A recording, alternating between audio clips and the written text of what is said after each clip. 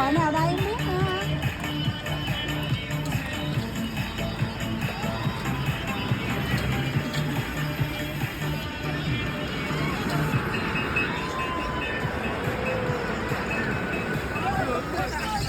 Không phải cái đội của mình.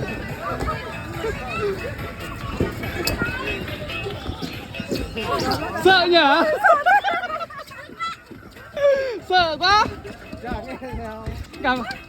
Cảm giác như kiểu bị ngừng tim ấy. Đây đây, di chuyển đây. Sợ nhở? Mẹ lúc đấy em nhìn như nào? Cảm giác ra sao? Cảm giác như nào? Cảm giác như nào? Sợ ác. Ra ngoài ra ngoài.